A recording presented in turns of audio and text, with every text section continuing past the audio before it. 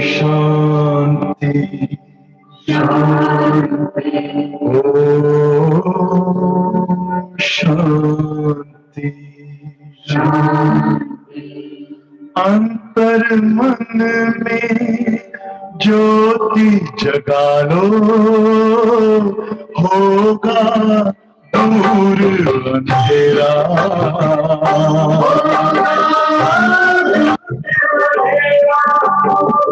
शिव का कर लो ध्यान। ओम शांति। 3 मार्च 2021। मुरली का सार। मीठे बच्चे, तुम सच्चे सच्चे सत्य बाप से सत्य कथा सुनकर नर से नारायण बनते हो। सच्चे सच्चे सत्य बाप से सत्य कथा सुनकर नर से नारायण बनते हो। तुम्हें 21 जन्मों के लिए बेहद के बाप से वर्षा मिल जाता है। तुम्हें 21 जन्मों के लिए बेहद के बाप से वर्षा मिल जाता है। प्रश्न है, बाप की किस आज्ञा को पालन करने वाले बच्चे ही पारस बुद्धि बनते हैं? बाप की किस आज्ञा को पालन करने वाले बच्चे ही पारस बुद्धि बनते हैं? उत्तर है, बाप की आज्ञा है देह के सब संबंधों को भूल बाप को और राजाई को याद करो। बाप की आज्ञा है देह के सब संबंधों को भूल बाप को और राजाई को याद करो। यही सतगति के लिए सतगुरु की श्रीमत है। यही सतगति के लिए सतगुरु की श्रीमत है। जो इस श्रीमत को पालन करते अर्थात देही अभिमानी बनते हैं, देही पारस बुद्धि बनते हैं। जो इस श्रीमत को पालन करते अर्थात देही अभिमानी बनते हैं, वही पारस बुद्धि बनते हैं। गीत है, आज अंधेरे में है इंसान। ओम शांति। ये कलयुगी दुनिया है, सब अंधेरे में है। यही भारत सोझरे में था जब यह भारत स्वर्ग था। आज अंधेरे में है, कलयुगी दुनिया है तो अंधेरे में है, और एक समय सोझरे में था जब स्वर्ग था। यही भारतवासी जो अब अपने को हिंदू कहलाते हैं, ये असल देवी देवताएं थे। भारतवासी स्वर्गवासी थे जब कोई धर्म नहीं था, एक ही धर्म था। स्वर्ग, वैकुंठ, बहिष्ठ, हेवन, ये सब भारत के नाम थे। भारत प्राचीन, पवित्र, बहुत बहुत धनवान था। अभी तो भारत कंगाल है, क्योंकि अब कलयुगी है। वो सतयुग था। तुम सब भारतवासी हो। तुम जानते हो हम अंधेरे में हैं। जब स्वर्ग में थे तो सोचरे में थे। आज अंधेरे में है इंसान, इसलिए बाबा समझा रहे हैं अंधेरा अर्थात क्या, सोचरा अर्थात क्या, कब था, भारत की अंधेरे में क्या हालत है, फिर जब सोचरे में था, रोशनी में था, तब क्या स्थिति थी इसकी। स्वर्ग के राज राजेश्वर, राज राजेश्वरी लक्ष्मी नारायण थे। उनको सुख धाम कहा जाता है। नए नए आते हैं तो बाप फिर समझाते, बीच बीच में बाबा नए नए आते हैं तो फिर समझाते हैं। बाप से ही तुम स्वर्ग का वर्षा लेना है, जिसको जीवन मुक्ति कहा जाता है। अभी सब जीवन बंध में है। खास भारत, आम दुनिया रावण की जेल में है, शोक वाटिका में है। ऐसे नहीं कि रावण सिर्फ लंका में था, राम भारत में था, फिर उसकी सीता चुराई गई। बाबा कहते हैं ऐसे नहीं है। एक ही समय पर राम इधर राज्य करता था, रावण उधर राज्य करता था, ऐसा कुछ भी नहीं था। और न एक सीता की बात है। तो फिर ये सब क्या है? बाबा कहते ये सब दंत कथाएं हैं। गीता है मुख्य। गीता में कथा है क्या? कितना सारा ज्ञान है। ये सारी दंत कथाएं हैं। तो गीता है मुख्य, सर्व शास्त्रों में शिरोमणि, श्रीमत अर्थात भगवान की सुनाई हुई गीता। मनुष्य तो कोई की सदगति कर नहीं सकते हैं। सतयुग में थे तो जीवन मुक्त थे, देवी देवताएं थे, जिन्होंने यह वर्षा कलयुग अंत में पाया था। सतयुग में ऐसे थे, वर्षा कहाँ लिया था? कलयुग अंत में पाया था। भारत को ये पता नहीं था, ना ही कोई शास्त्रों में है। शास्त्र तो सब है भक्ति मार्ग के लिए, वह सब भक्ति मार्ग का ज्ञान है। सदगति मार्ग का ज्ञान मनुष्य मात्र में है नहीं। वो सब भक्ति मार्ग है, बाकी सदगति मार्ग का ज्ञान मनुष्य मात्र में नहीं है। बाप कहते हैं मनुष्य के गुरु बन नहीं सकते हैं, क्योंकि गुरु मतलब सदगति देने वाले तो नहीं बन सकते हैं। गुरु कोई सदगति दे नहीं सकते हैं। वे गुरु कहेंगे भक्ति करो, दान पुण्य करो। भक्ति द्वापर से चली आई है, सत्य त्रेता में है ज्ञान की प्रालप। ऐसे नहीं, वहां यह ज्ञान चला आता है। ये जो वर्षा भारत को था, ये बाप से संगम पर ही मिला था, जो फिर अभी तुमको मिल रहा है।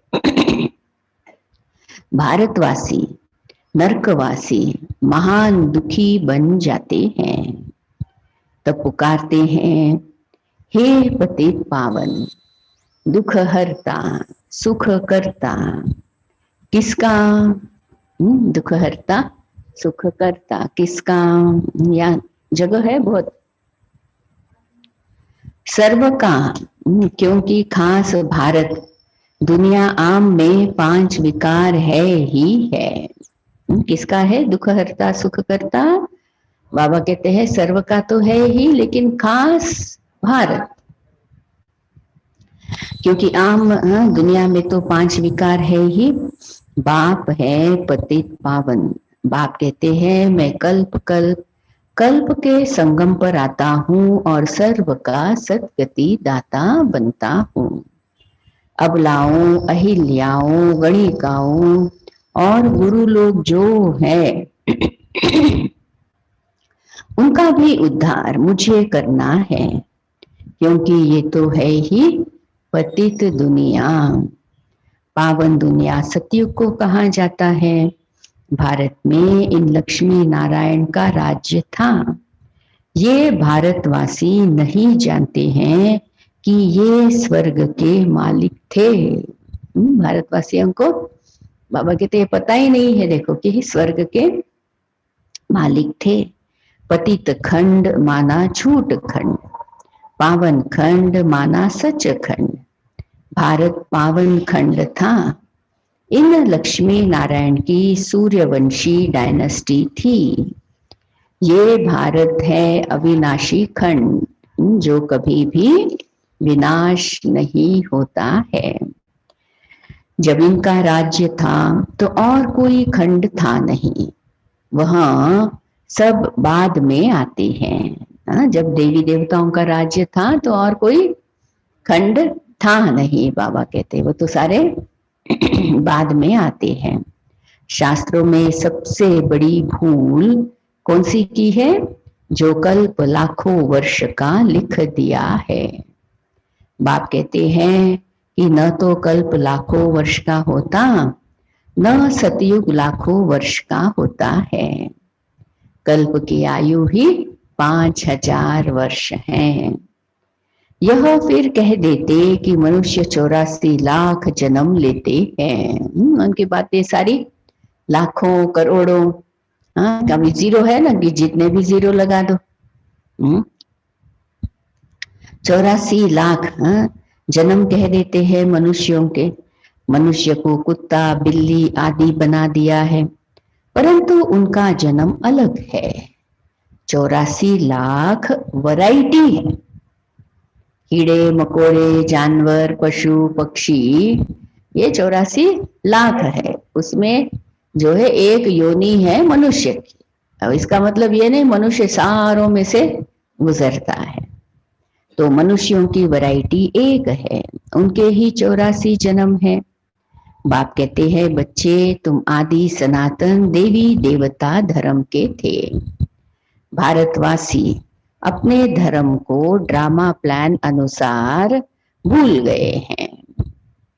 भूल गए हैं, लेकिन ड्रामा प्लान अनुसार बाबा कहते हैं कलयुग अंत में बिल्कुल पतित बन पड़े हैं। फिर बाप आकर संगम पर पावन बनाते हैं। इनको कहा जाता है दुख धाम, फिर पार्ट सुख धाम में होगा। बाप कहते हैं हे भारतवासी तुम स्वर्गवासी थे, फिर 84 जन्मों की सीढ़ी उतरते हो। सतो से रजो तमो में जरूर आना है। तुम देवताओं जितना धनवान एवर हैप्पी एवर हेल्दी कोई नहीं होता है। एवर हैप्पी एवर हेल्दी, बाबा कहते हैं धनवान कोई नहीं होता है। भारत कितना साहूकार था, हीरे जवाहरात के महल थे, बड़े बड़े पत्थर मिसल थे, कितने तो टूट गए हैं। बाप तुम बच्चों को स्मृति दिलाते हैं कि तुमको कितना साहूकार बनाया था। तुम सर्वगुण संपन्न 16 कला संपूर्ण थे, यथा राजा रानी। इन्हों को भगवान भगवती भी कह सकते हैं, परंतु बाप ने समझाया है कि भगवान तो एक है। भल एक टाइटल के मुआफिक कह सकते हो, हाँ, क्योंकि इनमें ऐसे ऐसे गुण हैं, फिर भी भगवान तो एक ही है, वह बाप है। सिर्फ ईश्वर व प्रभु कहने से भी याद नहीं आता कि वह सभी आत्माओं का बाप है। ये तो है बेहद का बाप। वह समझाते हैं कि भारतवासी तुम जयंती मनाते हो, परंतु असल में बाप कब आए थे वह कोई भी नहीं जानते हैं। है ही आयन एजेड पत्थर बुद्धि, पारस बुद्धि थे। इस समय पत्थर नाथ है। नाथ भी नहीं कहेंगे क्योंकि राजा रानी तो है नहीं। पत्थर नाथ, पारस बुद्धि कह सकते हैं, पारस नाथ कह सकते हैं, लेकिन बाबा कहते पत्थर नाथ नहीं कह सकते। किसके किसके नाथ है? कोई ऐसे राजा रानी जैसे कोई है क्या? पहले यहाँ देवी राजस्थान था, फिर असुरी राज्य बन जाता है। ये खेल है, ये है हद का, वो होता है हद का ड्रामा, ये बेहद का ड्रामा है। वर्ल्ड की हिस्ट्री ज्योग्राफी आदि से अंत तक तुम अभी जानते हो और कोई भी नहीं जानते हैं। भारत में जब देवी देवता थे तो सारी सृष्टि के मालिक थे और भारत में ही थे। बाप भारतवासियों को स्मृति दिलाते हैं। सतयुग में आदि सनातन देवी देवता, इन्हों का श्रेष्ठ धर्म श्रेष्ठ कर्म था। फिर 84 जन्मों में उतरना पड़े। ये बाप बैठ कहानी सुनाते हैं कि अब तुम्हारे बहुत जन्मों के अंत का जन्म है। एक की बात नहीं है ना, एक की बात नहीं है, न युद्ध का मैदान आदि है। भारतवासी यह भी भूल गए हैं कि इन्हों का अर्थात लक्ष्मी नारायण का राज्य था। सतयुग की आयु लंबी करने से बहुत दूर ले गए हैं। जैसे ही लाखों वर्ष कह दिया तो थोड़ा सा सच्चाई से कल्पना की ओर जो है वो मन जाने लगा, तो कनेक्ट ही नहीं हो सके। बाप समझाते हैं कि मनुष्य को भगवान नहीं कह सकते, मनुष्य मनुष्य की सदगति नहीं कर सकते। कहावत है कि सर्व का सदगति दाता, पतितों को पावन करता एक है, यह है झूठ खंड। सच्चा बाबा सच खंड स्थापन करने वाला है। भक्त पूजा करते हैं, परंतु भक्ति मार्ग में जिसकी भी पूजा करते आए हैं, एक की भी बायोग्राफी नहीं जानते हैं। शिव जयंती तो मनाते हैं, बाप है नई दुनिया का रचता। शिव जयंती मनाते, बाबा कहता नई दुनिया का रचता है ना, हेवनली गॉड फादर है, बेहद सुख देने वाला है। सतयुग में सुख था, वह कैसे और किसने स्थापन किया? नरकवासियों को स्वर्गवासी बनाया, भ्रष्टाचारियों को श्रेष्ठाचारी देवता बनाया। बाबा ने आकर क्या से क्या कर दिया ना, नरकवासियों को स्वर्गवासी, भ्रष्टाचारियों को श्रेष्ठाचारी। ये तो बाप का ही काम है। ये सारा कौन कर सकता है? एक शिव बाबा का ही यह काम है। तुम बच्चों को पावन बनाता हो, तुम स्वर्ग के मालिक बनते हो, फिर तुमको पतित कौन बनाता है? तो ये रावण। मनुष्य कह देते हैं सुख दुख सब ईश्वर ही देते हैं। बाप कहते हैं मैं तो सबको सुख देता हूं। आधा कल्प फिर तुम बाप का सिमरन नहीं करेंगे, फिर जब रावण राज्य होता है तो सबकी पूजा करने लग पड़ते हो। यह तुम्हारा बहुत जन्मों के अंत का जन्म है। बाबा कहते हैं बाबा हमने कितने जन्म लिए हैं? बाप कहते हैं बच्चे तुम अपने जन्मों को नहीं जानते हो, तुमने पूरे 84 जन्म लिए हैं। तुम 21 जन्म लिए बेहद के बाप से वर्षा लेने आए हो, अर्थात सच्चे सच्चे बाप सत्य बाप से सत्य कथा नर से नारायण बनने का ज्ञान सुनते हो। सच्चे बाप से सत्य कथा कौन सी? नर से नारायण बनने का ज्ञान सुनते हो। ये है ज्ञान, वो है भक्ति। यह स्पिरिचुअल नॉलेज सुप्रीम रूह आकर देते हैं। बच्चों को देही अभिमानी बनना पड़े, अपने को आत्मा निश्चय कर माम एकम याद करो। शिव बाबा तो सभी आत्माओं का बाप है। आत्माएं सब परम धाम से पाठ बजाने आती है शरीर में। इसको कहाँ ही जाता है? कर्म क्षेत्र। बड़ा भारी खेल है। आत्मा में बुरे व अच्छे संस्कार रहते हैं, जिस अनुसार ही मनुष्य को जन्म मिलता है, अच्छा व बुरा। ये जो पावन था अभी पतित है।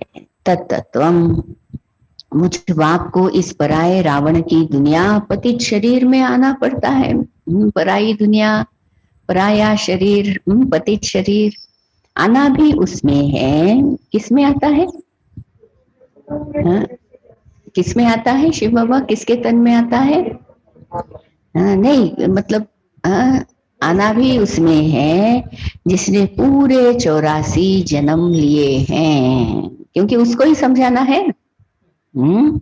यह है ब्रह्मा और ब्राह्मण। बाप रोज समझाते हैं, लेकिन पत्थर बुद्धि को पारस बुद्धि बनाना मासी का घर नहीं है। नहीं, हमको ही समझ में आता है कितनी मेहनत है, कितनी मेहनत है। पत्थर बुद्धि से पारस बुद्धि बनना मासी का घर नहीं है। हे आत्माएं, अब देही अभिमानी बनो। हे आत्माएं, एक बाप को याद करो, राजाई को याद करो, देह के संबंधों को छोड़ो, तो पारस बुद्धि बन जाएंगे। हे आत्माएं, देही अभिमानी बनो, एक बाप को याद करो, राजाई को याद करो, देह के संबंधों को छोड़ो, तो पारस बुद्धि बन जाएंगे। मरना तो सबको है ही ना, सबकी अब वानप्रस्थ अवस्था है।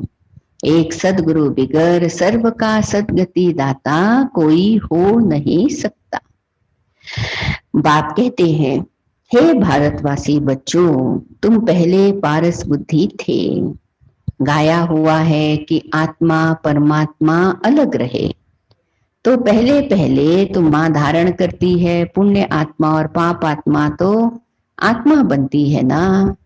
तुम्हारा अंतिम 84वां जन्म है। तुम वानप्रस्थ अवस्था में हो। वानप्रस्थ अवस्था वाले गुरु करते हैं। मंत्र लेने के लिए तुमको अब बाहर का मनुष्य गुरु करना नहीं है ना। हमको कोई मनुष्य गुरु रूप में नहीं है। तुम सभी का मैं बाप, टीचर, सदगुरु हूँ। मुझे कहते ही है, हे पतित पावन शिव बाबा। अभी स्मृति आई है, सभी आत्माओं का यह बाप है। आत्मा सत्य है, चैतन्य है, क्योंकि अमर है। सभी आत्माओं में पाठ भरा हुआ है। बाप भी सत्य चैतन्य है। वह मनुष्य सृष्टि का बीज रूप होने कारण कहते हैं कि मैं सारे झाड़ के आदि मध्य अंत को जानता हूँ, इसलिए मुझे नॉलेजफुल कहा जाता है। तुमको भी सारी नॉलेज है कि बीज से झाड़ कैसे निकलता है। झाड़ बढ़ने में तो टाइम लगता है। बाप कहते हैं कि मैं बीज रूप हूँ। अंत में सारा झाड़ जड़जड़ीभूत अवस्था को पाता है। अभी देखो, देवी देवता धर्म का फाउंडेशन है ही नहीं, प्रायलोप है। जब देवी देवता धर्म गुम हो जाता है, तब बाप को आना पड़े। एक धर्म की स्थापना कर बाकी सब का विनाश करा देते हैं। प्रजापिता ब्रह्मा द्वारा बाप स्थापना करा रहे हैं आदि सनातन देवी देवता धर्म की। तुम आए हो भ्रष्टाचारी से श्रेष्ठाचारी देवता बनने। ये ड्रामा बना हुआ है, इनकी कोई भी एंड नहीं होती है। आत्माएं सब ब्रदर्स है, मूल वतन में रहने वाले, जो उस एक बाप को सब याद करते हैं। दुख में सिमरन सब करे। रावण राज्य में दुख है, यहाँ सिमरन करते हैं तो बाप सर्व का सदगति दाता है। उनको उनकी महिमा है। बाप न आए तो पावन कौन बनाए। क्रिश्चियन, इस्लामी आदि जो भी मनुष्य है इस समय सब तमो प्रधान है। सभी को पुनर्जन्म जरूर लेना है। अभी पुनर्जन्म मिलता है नरक में, ऐसे नहीं कि सुख में चले जाते हैं।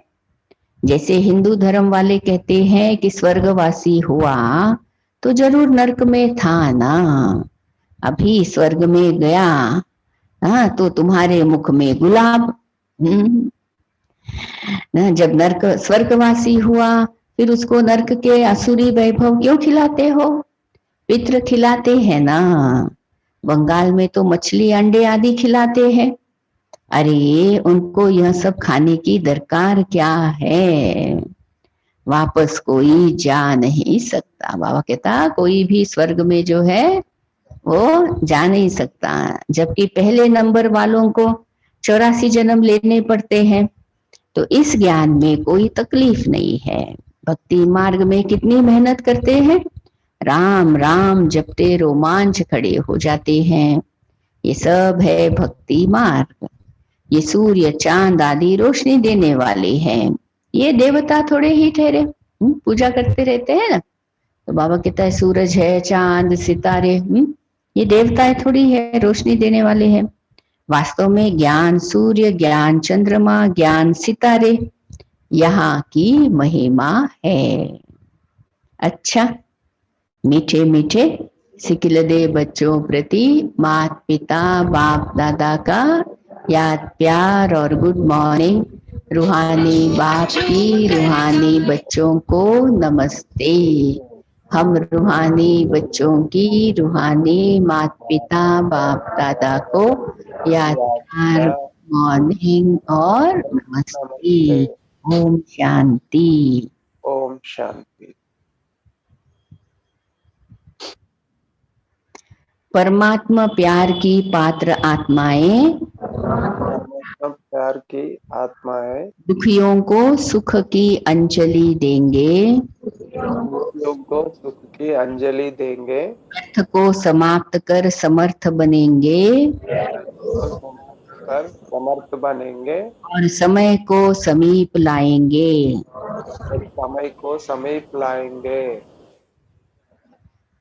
धारणा के लिए मुख्य सार, इस 84वें जन्म में कोई भी पाप कर्म अर्थात विकर्म नहीं करना है। पुण्य आत्मा बनने का पूरा पूरा पुरुषार्थ करना है, संपूर्ण पावन बनना है। दूसरा, अपनी बुद्धि को पारस बुद्धि बनाने के लिए क्या कहा आज बाबा ने? देह के सब संबंधों को भूल देही अभिमानी बनने का अभ्यास करना है। वरदान है, कंपनी और कंपेनियन को समझकर साथ निभाने वाले श्रेष्ठ भाग्यवान भव। कंपनी और कंपेनियन को समझकर साथ निभाने वाले श्रेष्ठ भाग्यवान भव। ड्रामा के भाग्य प्रमाण, आप थोड़ी सी आत्माएं हो जिन्हें सर्व प्राप्ति कराने वाली श्रेष्ठ ब्राह्मण आत्माओं की कंपनी मिलती है। थोड़ी सी आत्माएं हैं जिन्हें सर्व प्राप्ति कराने वाली ब्राह्मण आत्माओं की कंपनी मिलती है। सच्चे ब्राह्मणों की कंपनी चढ़ती कला वाली होती है। वे कभी ऐसी कंपनी नहीं करेंगे जो ठहरती कला में आ जाए। सच्चा ब्राह्मण ऐसी कंपनी करेगा जो कि वो चढ़ती कला में जाए, ठहरती कला वाले से कंपनी नहीं करता। स्कूल में भी होता है ना, थोड़े बच्चे पढ़ाई में होशियार होते हैं तो और ही वैसे प्रकार के स्टूडेंट से ही दोस्ती करेंगे। बाकी जो फालतू में सिनेमा जाता है यहाँ ये वो, तो फिर उसकी कंपनी नहीं करते हैं, और उसकी कंपनी किया तो वो भी उसके जैसा ही बन जाता है। फिर अच्छा पढ़ने वाला बच्चा भी खराब हो जाता है ना। इसलिए इस ब्राह्मण परिवार में भी, ब्राह्मण संसार में भी हमको समझ होनी चाहिए कि हम किसकी कंपनी जो है वो करें। तो ऐसे नहीं, अच्छा आज आप मुरली में गए क्या? नहीं मैं नहीं गया। अच्छा हो गया, मैं भी आज नहीं गया, चलो एक दूसरे को सपोर्ट मिल गया। अच्छा ठीक, मतलब ये भी नहीं गया ना, मैं भी नहीं गया। ऐसों की कंपनी नहीं करो, ठहरती कला वालों की, जो सदा श्रेष्ठ कंपनी में रहते और एक बाप को अपना कंपेनियन बनाते।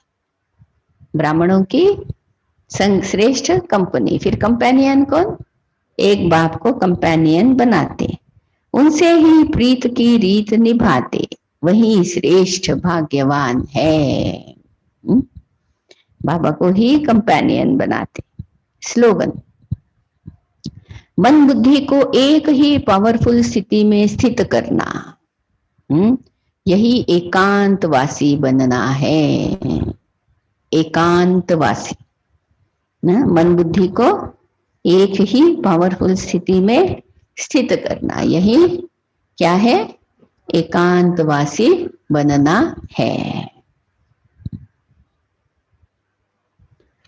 आज अव्यक्त इशारा है।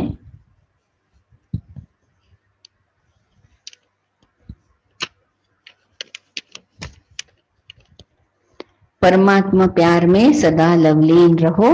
थर्ड पॉइंट, परमात्मा प्यार में ऐसे समाये रहो जो कभी हद का प्रभाव अपनी ओर आकर्षित ना करे। सदा बेहद की प्राप्तियों में मगन रहो, जिससे रूहानियत की खुशबू वातावरण में फैल जाए। सदा बेहद के प्राप्तियों में बाबा कह रहे हैं आप मगन रहो तो रूहानियत की खुशबू फैल जाए। बाकी थोड़ा समय है तो लास्ट वाले पत्र पुष्प में एक क्लास रह गई थी, उस क्लास को हम पूरा करेंगे।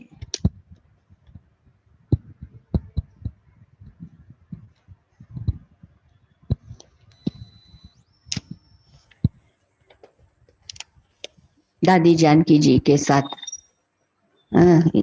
ये क्लास है दादी जानकी जी की। हेल्दी रहना है क्या? हेल्दी रहना है तो कभी भी अधैर्य व अशांत नहीं होना। हेल्दी रहना है तो कभी भी अधैर्य व अशांत नहीं होना, धीरज नहीं करना, गड़बड़ गड़बड़ जल्दी जल्दी ऐसा वाला नहीं। फिर दूसरा अशांत भी नहीं होना। दुनिया में आत्माएं तो अनगिनत है, गिनती नहीं कर सकते हैं। इतनी तो आत्माएं हैं जो लाखों मरते हैं तो पैदा फिर उनसे ज्यादा होते हैं, ऊपर से भी आत्माएं आते रहती है, तब तो पॉपुलेशन बढ़ती रहती है। परंतु भगवान ने उसमें से चुन चुन करके हम सबको निकाला। जिन्होंने मेरा मेरा छोड़ा है उसको भगवान कहता है ये मेरा है। कितना अच्छा है। जिन्होंने मेरा मेरा छोड़ा है उनको भगवान कहता है ये मेरे है। इसमें बहुत आती है। देखो जो दुनिया वाला है ज्ञान सुनता है, नहीं मैंने तो ये शास्त्र में ये पढ़ा, अभी भी वही है दिमाग में, तो वो बाबा का बनता क्या? मेरा विचार ऐसा है, नहीं अभी भी सतयुग ऐसा, त्रेता ऐसा, तो वो बाबा का नहीं बन सकता, नहीं बनता ना। जो छोड़ देता है नहीं अभी ये तो हमको भगवान ही सुना रहा है, जो मैंने अभी तक पढ़ा सुना वो ठीक नहीं है, तो ये मेरा मेरा छोड़ता है तो बाबा का बनता। फिर रिश्तों में आती है बातें, मेरापन छोड़ना पड़ता है ना। पवित्र बनने के लिए मेरापन छोड़ना पड़ता है। जितना छोड़ते हैं देखो ये मेरा मेरा छोड़ते हैं, तो ये समाज और इसकी जो भी वो है ना उसको छोड़ते हैं ना। मेरी पोस्ट मेरी पोजीशन ये सारा छोड़ते जाते हैं, तो बाबा कहता अच्छा ये मेरे काम का है। आपको ही 10 लफड़े लगे हुए हैं, अच्छा सेवा में आएंगे, अच्छा नहीं आज ये है कल आऊंगा, कल नहीं आज ये है, तो बोलता है जा तुमको तेरे ही जो है ना संसार बहुत बड़ा है, तो बिजी रहता है वो। तो जो मेरा मेरा छोड़ता है वो क्या हो जाता है? भगवान कहता है ये मेरे है, मेरा मेरा छोड़ फ्री रखता है अपने को, तो वो बाबा कहता है अच्छा ये मेरे है। जिसने बाबा को तेरा तेरा कहा उनका बाबा मेरा हो गया, सब बाबा का तेरा तेरा कहा। वो कितनी गिनती वाली आत्माएं है, कितने गिनती वाले हैं ना। नहीं तो सारी दुनिया में इतने बिजी है, नहीं देता क्या कोई टाइम। अमृत वेले का योग करो, फिर मुरली में आओ, फिर शाम में योग में आओ, फिर कोई प्रोग्राम है सेवा में आओ, ये करो, टाइम देना पड़े ना। तो अपने को जो ऐसे फ्री रखते हैं, सब बाबा तेरा है तो वो फ्री रहते हैं, गिनती वाले हैं। हम यह नहीं कह सकते कि बाबा क्या करूं, मेरी नेचर ऐसी है, नहीं। ये नेचर कहाँ से लाई? संस्कार ऐसा है तो क्या वह रावण का संस्कार है? अगर थोड़ी सी कुछ बात हो जाए तो बाबा कहते हैं ये ऐसा संस्कार मेरे बच्चे का नहीं है। वैल्यूज को जन्म देने वाले कौन, पालना करने वाले कौन? स्पिरिचुअलिटी। वैल्यूज भी कहाँ से आते हैं? आध्यात्मिकता से ही तो आते हैं। आपको ज्ञान मिलता है ना, आत्मा है, आत्मा के 7 गुण है, कैसे ऐसे आते हैं क्या? तो वहां से फिर शुरू हो जाता है। तो जरा सा भी अपना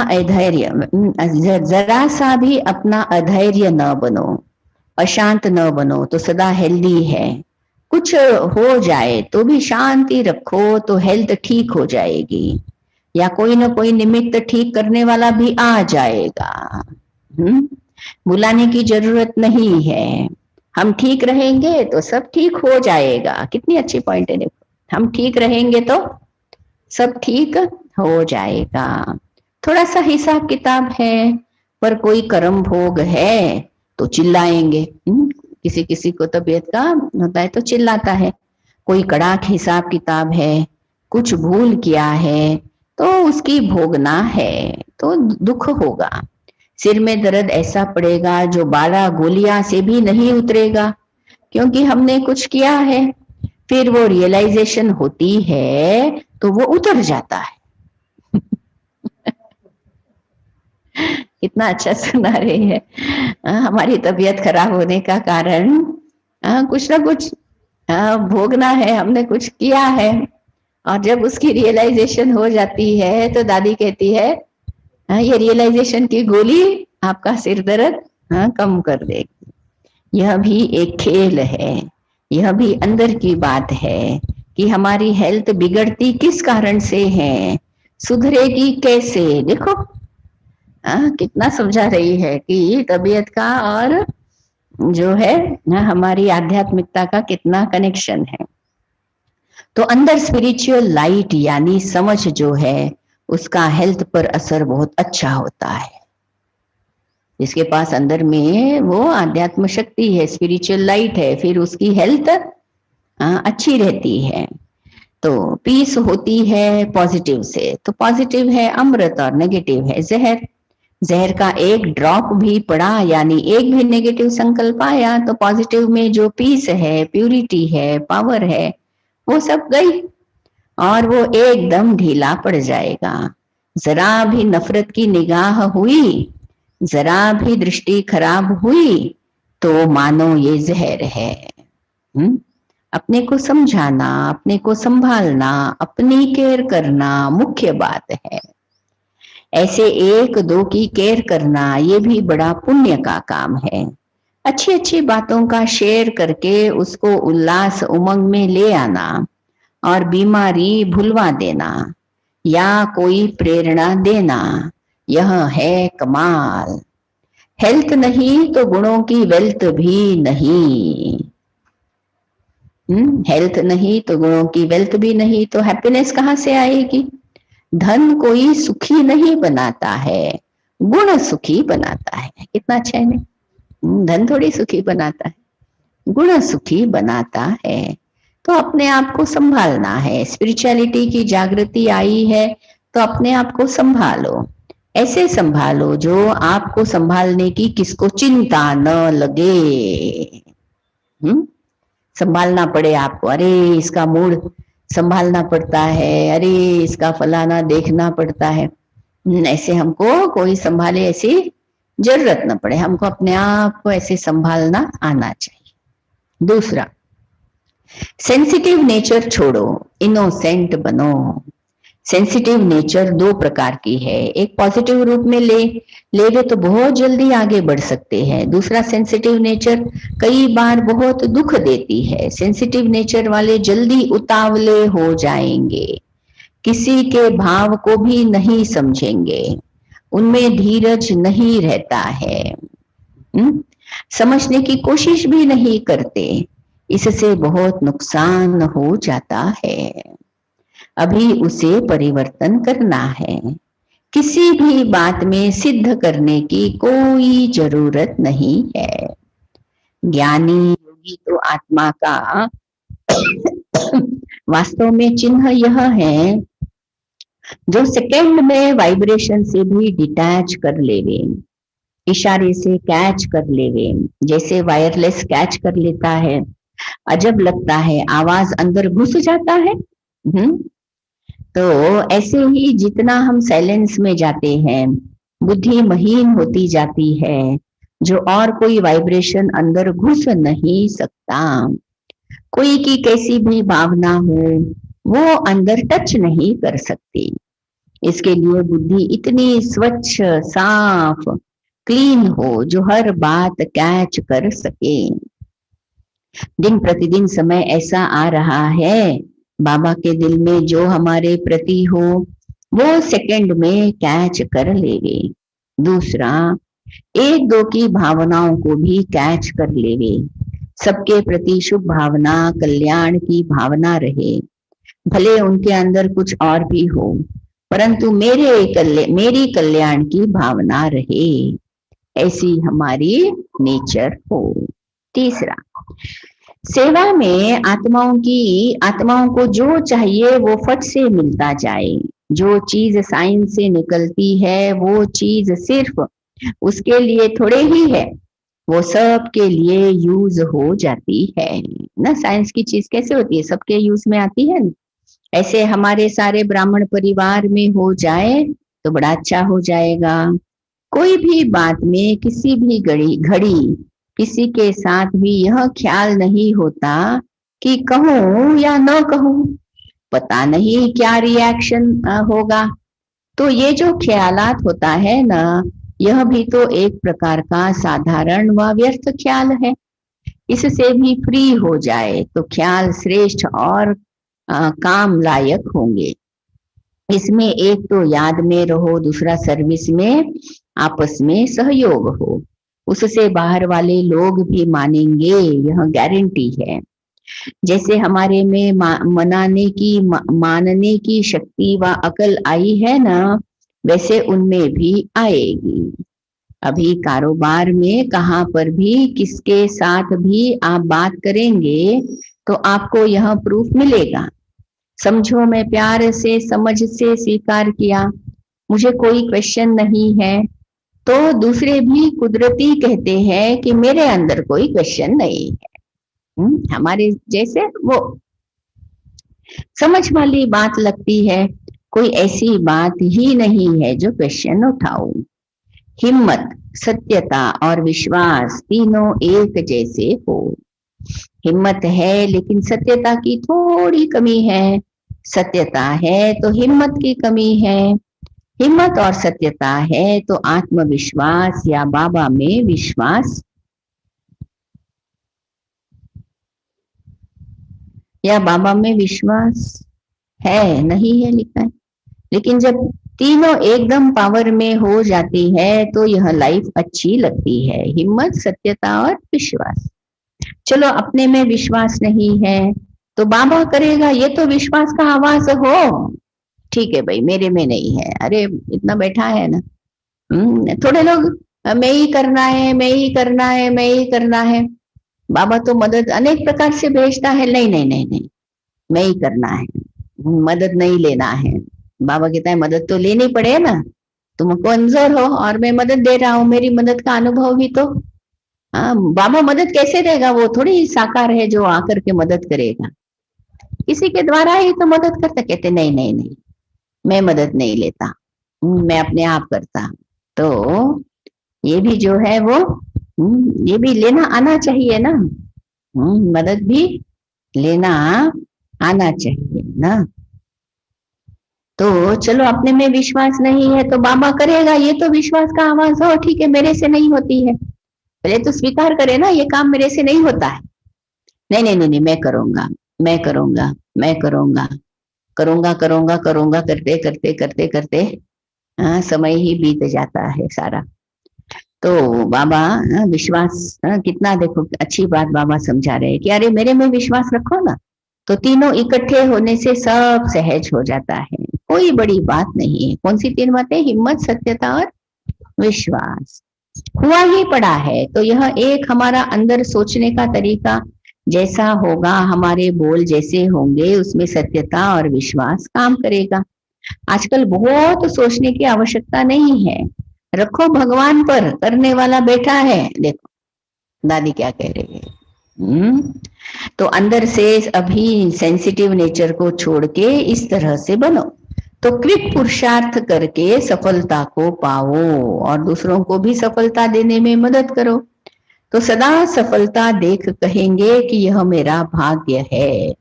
पुरुषार्थ करके भाग्यवान बने तो जरूर सफलता मिलेगी, ऐसे नहीं जो भाग्य में होगा सो नहीं। तो तो सोचने के तरीके को बड़ा अच्छा रॉयल सुंदर बनाना है। बाबा का चेहरा देखो कितना मीठा, कितना भोला, एकदम मोह लेगा। हमारा चेहरा भी ऐसे कैसे बने, जैसे छोटा बच्चा बिल्कुल इनोसेंट है, एकदम प्योर यानी शुद्ध है, परंतु यह तो पता है कि इसके संस्कार तो पूर्व जन्म के हैं। भले छोटा किशोर है, बच्चा है, उसको क्या पता काम क्रोध क्या होता है, विकार कैसा होता है। बच्चा ब्रह्म ज्ञानी समान है, परंतु पिछले संस्कार तो उसमें भी है ना। हम जब बोलते हैं कि मैं ईश्वरीय संतान हूँ, भोलानाथ बाबा का बच्चा हूँ, बच्ची हूँ, तो वो रूप ऐसा भोला बन जाता है। नहीं बनता है तो बन जाना चाहिए। ऐसे ही एकदम भोला बन जाना चाहिए। दादी कहती वो पुराना सब गया, इसकी हूँ, तो जैसे वो है ऐसे भोलेपन में सयानापन बहुत है, भोलेपन में रॉयल्टी बहुत है। कोई भोले होते हैं परंतु रॉयल नहीं होते हैं, खाने पीने की भी रॉयल्टी नहीं होती है, लेकिन भोलापन, सत्यता, रूहानियत, स्नेह, प्यार, सच्चाई जैसे सब में संपन्न बना देता है। देखो कैसा हो भोलापन, मतलब रॉयल्टी वाला हो, सत्यता हो, रूहानियत, स्नेह, प्यार, सच्चाई सब में संपन्न। तभी ज्ञान, योग, धारणा, सेवा सब आत्मा के अंदर शक्ति भरी है। दूसरी तरफ जहां से भरी है उन जैसे संस्कार भी बनते जा रहे हैं, उसमें इतनी प्यार भरी शक्ति है जो जरूरत नहीं है हमको ज्यादा बुद्धि लड़ाने की, चलाने की।